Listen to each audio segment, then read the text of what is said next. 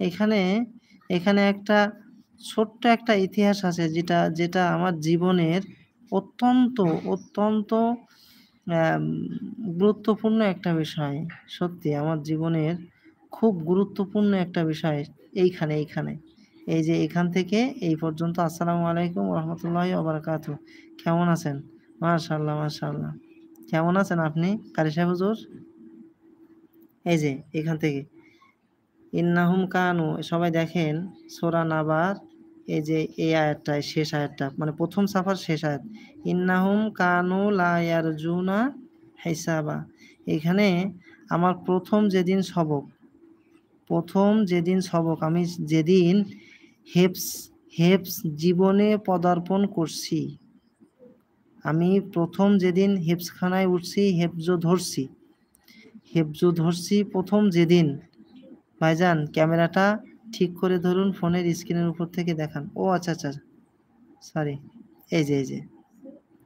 এই যে শেষ যে আয়াতটা ইন্নাহুম কানু লা ইয়ারজুনা হিসাবা, প্রথম জীবনের প্রথম সবক, প্রথম দিন, ৩০ নম্বর পারা সূরাতুন নাবার প্রথম সাফার শেষের আয়াতটা।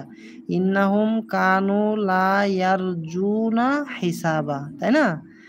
আমি হুজুরের কাছে যখন পড়া দিতে গেছি ফজরের আগে ওই রাত্রে 4:30টার সময়, তখন আমি হুজুরকে কি বলি জানেন?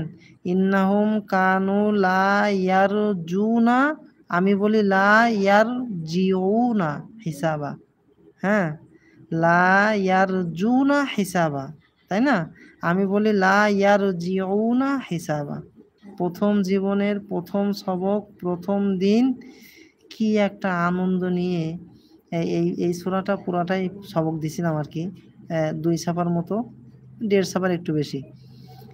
তো প্রথম দিনের প্রথম সবকেই আল্লাহু আকবার, ইন্নাহুম কানু লা ইয়ারজিউনা হিসাবা। এখানে হুজুর আমার একটা বাড়ি দিল পিঠে। ওরে মাবুদ, সে যে কি বাড়ি! ওই জীবনের প্রথম দিন প্রথম সবকেই পিটান খাইছি।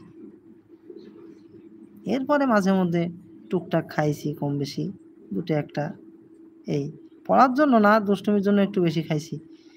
তো এই আয়াতটা আমার সত্যি মনে পড়ে গেল আমার জীবনের প্রথম সবক, আমার হেফজ ধরার জীবনের প্রথম দিন, প্রথম সবক, প্রথম পড়া। এই যে